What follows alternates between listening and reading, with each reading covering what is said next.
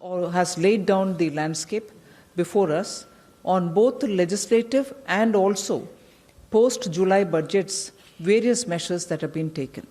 So we thought it's just the right time at the end of the winter session's closure for us to come before you and speak about the various measures taken.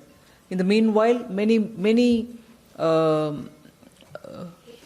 tying of the loose ends and also some results which have started showing for the measures that we have taken are also before us. So we would like to take this opportunity to present all that before you.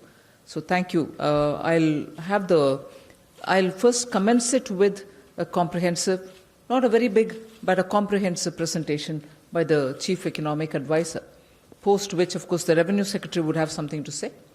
Then the floor can be opened. Thank you.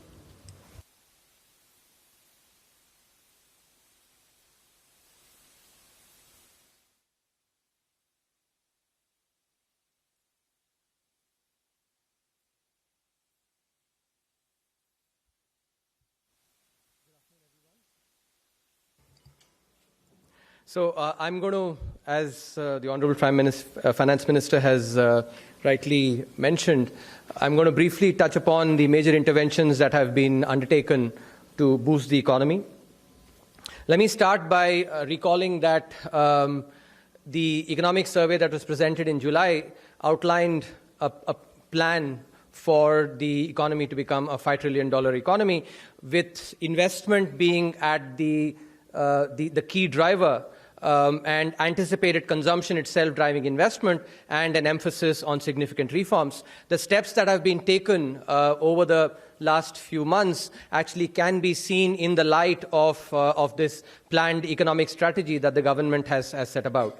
On the consumption side, and I'll go into some detail on each of these, the government has focused on clearing all the government dues, including those of the public sector units, on enabling retail credit by supporting the NBFCs and the housing finance companies, which are very important for credit that's given for consumption in the economy. There's been emphasis on supporting the MSMEs, via bill discounting, because MSMEs, for them, cash flows are really critical, and therefore enabling them, to sort of have cash flows by providing them avenues for bill discounting, and then tax refunds. So together, all these four are intended to bring more cash flow and thereby foster consumption in the economy. On the investment side, I'm going to describe a set of measures, a package of measures that have been taken to enable capital markets for financing. As you all would certainly appreciate, that financing is absolutely critical for investment. So these steps will go a long way in enabling investment through financing. The government itself has focused on capital expenditures. Again, we all recognize that government capital expenditure has the benefit of crowding in private investment, and therefore government capex is extremely critical. Foreign direct investment, which has actually come in record numbers, that's something which is very critical for investment by the corporates. The corporate tax rate cuts, which were done to enhance the risk-return trade-off that the corporates face when they decide to make the investment. Supporting the completion of the real estate projects by providing them last-mile financing. Recapitalization of the public sector banks, which was announced in the budget and has been followed up. The credit expansion by the public sector banks by emphasizing some of the aspects that were needed to be emphasized, especially enabling honest decision making. The third leg is on various reforms. As has been mentioned already, there is a change in the emphasis on disinvestment to thinking about using disinvestment to enhance efficiency in the economy. The measures that I'll talk about, a lot of them, actually all of them, have used transparent and targeted due diligence to enable that that investment really goes where it is intended. The ease of doing business, the improvement in the rankings that happened, in the World Bank's rankings, that's reflected in some of the steps that have been taken. And finally, on labor laws, I'll then also end with talking about some important patterns that are emerging in the economy, over the last, the steps that have been taken in the last few years. So let me get on to the measures that have been taken to support consumption, to support NBFCs and the housing finance companies, which in turn, as I said, are critical for retail lending. Total sanctioned support has been of 4.47 lakh crores, which in fact includes 1.29 lakh crores of pooled buyouts as well of assets. The partial guarantee scheme, which was a very important facility for NBFCs for taking care of the of some of the stress that NBFCs and the HFCs were going through. The cabinet approval has been provided for those borrowers that had slided into SMA 0 category, and for asset pools that are rated BBB plus or better. And this is really important because the emphasis then is on those asset pools that are not able to actually find a market. Thereby, the intervention becomes quite effective.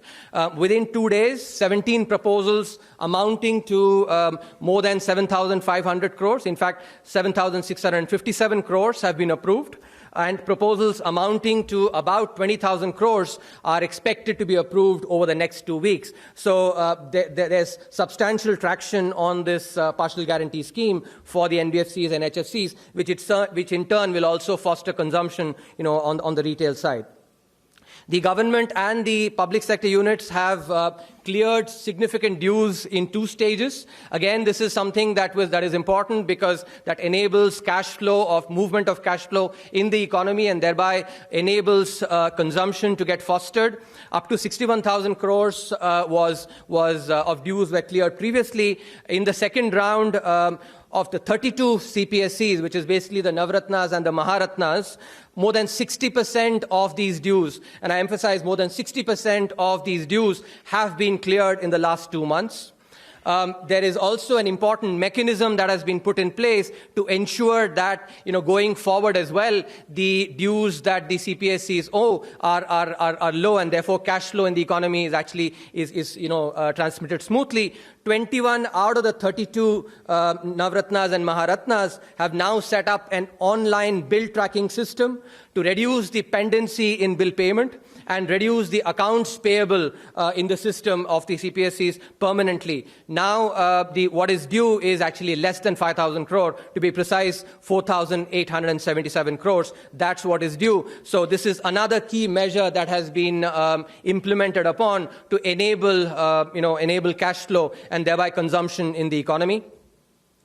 Following up on some of these measures, the RBI guidelines mandating banks to link their lending rates to external benchmarks. Following that directive, all public sector banks have introduced repo rate linked loan products. And in terms of the traction that we've had in this particular move, more than 8 lakh repo linked loans amounting to 72,201 crores, so more than 70,000 crores, have been sanctioned as of 27th November 2019. So more than 8 lakh repo linked loans amounting to more than 70,000 crores till end of November.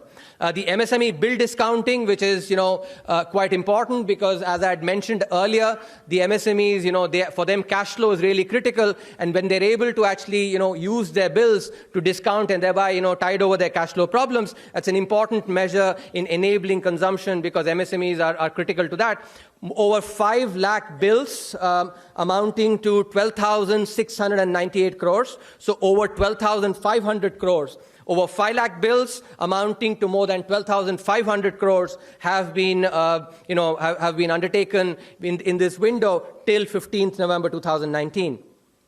Also, a transparent one-time settlement policy in the public sector banks was announced, and on that, the implementation over 5.25 lakhs, so over 5.25 lakh, that's 5.26 lakh of loans in numbers, and in the amount 16,716 crores. So over 16,500 crores has been sanctioned. So collectively, when you look at all these measures, these are expected to boost consumption significantly, and thereby also actually, because anticipated consumption affects investment, and would have a positive effect on that as well. Now, let me come to the specific measures that have been taken to boost investment. This is something that, the liberalization of the FDI, many measures were announced in the budget and subsequent to the budget as well. Many measures were announced, and the evidence of those measures fructifying is actually seen in the record FDI inflows. $35 billion in the first half of 2019-20, as against $31 billion in during the same period last year. So $35 billion. So this is a very good sign of actually foreigners seeing India as a very, very important destination, and thereby actually putting their money where their mouth is. The corporate tax rate cut, 15% tax rate cuts, now makes us competitive, as competitive as any other country among our peers. Importantly, given the large market that we have and the large labor force that we also have, compared to these peers, the competitive tax rates also position us more favorably, because as you would realize, the foreign companies that come in usually have to incur some fixed costs in coming into a new country. When that can be spread over a large base, it gives them significant advantage. So that positions us very well for bringing in more foreign investment as well. Capital expenditure by the government, as I had preambled at the outset, capital expenditure by the government has the benefit of crowding in private investment, and of course that happens with a lag, but that is something which is very crucial. 66% of the budgeted capital expenditure of 3.38 lakh crores has already been undertaken. So, more than 2/3 of the budgeted expenditure of 3.38 lakh crores has already been undertaken. The Indian Railways and the Ministry of Road Transport and Highways, they projected to undertake capex of about 2.5 lakh crores by the end of this month. Of course, they'll be also undertaking capex in the remaining 3 months as well. This is the number for as of 31st December 2019. The select CPSCs that I had referred to, 32 of the Maharatnas and the Navaratnas, have undertaken capital expenditures of close to 1 lakh crore, precisely 98,000 crores till November 2019, and are projected to undertake further capex of about 60,000 crores in the rest of the year. So together touching about 1.6 lakh crores. So that's the extent of capital expenditures by the government and the PSUs, which would help to boost investment. The realty fund, which is very important given some of the difficulties that the real estate sector was facing, the fund of about 25,000 crores to be precise has been approved for last mile funding for the stalled housing projects. It is very important to keep in mind here that the actual impact of this fund will be many, many times this, because, on average, the construction cost is about 1/5 of the cost of a project. And if we suppose that on average these projects are half done, then at least 10 times the impact of this last mile funding will be in releasing projects. So about 2.5 lakh crore, just some back of the envelope calculations. Now, this fund, which is basically, has the name Swami, is fully operational, and the investment committee is completing the due diligence on the first set of deals today as we talk. The necessary changes that were required to enable this have been done in the bankruptcy code. Now, what is very important, I must emphasize, actually, I brought this to your attention when I spoke about reforms, is that this has been done through careful due diligence, which requires, as you would appreciate, coordination across several different arms of the government, but that has been done in record time.